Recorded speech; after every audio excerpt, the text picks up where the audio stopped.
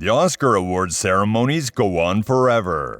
Part of it is all the terrible music and inane chit-chat.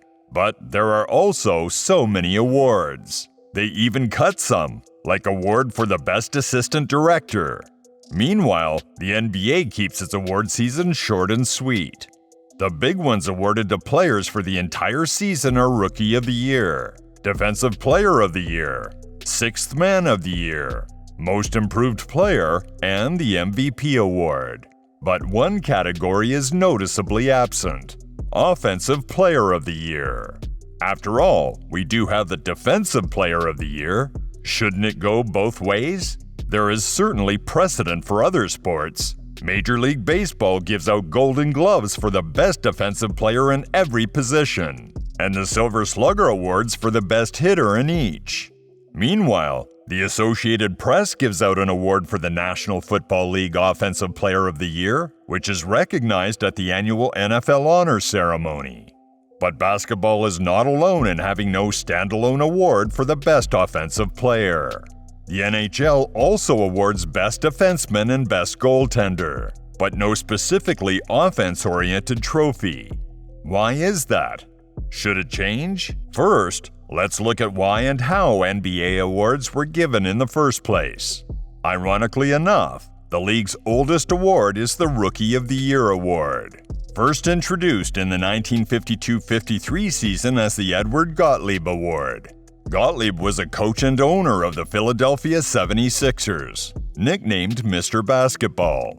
But in 2022-23, the award was renamed after all-time great Wilt Chamberlain. This makes sense because Wilt's 37.6 points and 27 rebounds per game season were statistically the best, and earned him Rookie of the Year and MVP awards in 1960.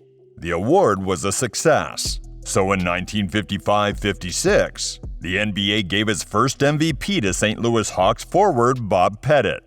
Initially, the award was known as the Maurice Polidov Trophy, after the first president of the NBA. But now it is named after, who else, Michael Jordan. It has undoubtedly emerged as the most prestigious of all the awards. And as we will discuss, it is the most likely reason there is no Offensive Player of the Year award. At least not yet. The Defensive Player of the Year award was introduced shamefully late in the game. It wasn't given out until 1983 when it was given to Sidney Moncrief of the Bucks, one of the few guards to win it. The award is named after Hakeem the Dream Olajuwon, who is probably the most outstanding defensive player to ever lace up a pair of shoes.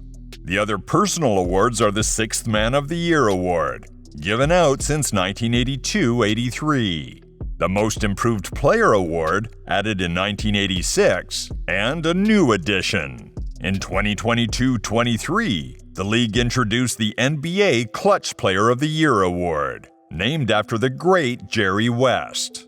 What we learn from this evolution is that the NBA has been fearless in introducing new awards when the need arises.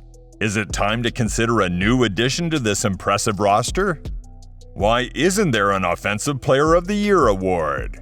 Because no award focuses solely on the best offensive performance, the league tends to give the MVP award to the player who had the best offensive showing. Technically, an MVP should be judged by their performance on both sides of the floor. And to an extent, they are. But the conversation heavily favors the offensive part of the game. We usually ask, is this player a liability on defense? If they are, it will figure into the equation. But as long as the defense is average or above, most fans and MVP voters downplay the importance of security. Therefore, if you go over the list of MVPs throughout history, it would be similar to who you would choose as the Offensive Player of the Year. Defensive weakness may have stopped Carmelo Anthony from winning an MVP, but that is the exception. Even mediocre guys on defense like Steve Nash have won MVP awards twice. There absolutely should be an Offensive Player of the Year award, and here is why. Dividing the awards into Defensive Player of the Year and MVP has created a conceptual division between offensive and defensive performance. When someone is perfect defensively, we say, okay, give them the defensive player. Then the best offensive player gets the MVP. By doing that, we say that offense is more important than defense. After all, the most value is literally given to whoever has the most significant offensive contribution. But if we also have an Offensive Player of the Year award, we would think about the MVP differently. Instead of searching for the player with the most significant contribution on one side of the court, we would award the best two-way player. And ultimately, isn't the person who masters defense and offense the best basketball player? Another great advantage to instilling an Offensive Player of the Year award is the possibility of someone winning a triple crown. In a truly remarkable year, we could have a player win Offensive Player, Defensive Player, and MVP in the same year. That would stand as a truly legendary season. The best argument against this is that we already recognize a scoring champion, but that is not necessarily the best offensive player. To calculate that, we would need to analyze who scores the most points and how efficient they are. The NBA should also include offensive rebounds and blocks as part of the equation. We need this award, and we need it now.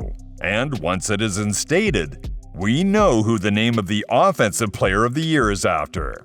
It must be LeBron James, the highest career scorer in the history of the NBA. His retirement could be the perfect time to announce the new award.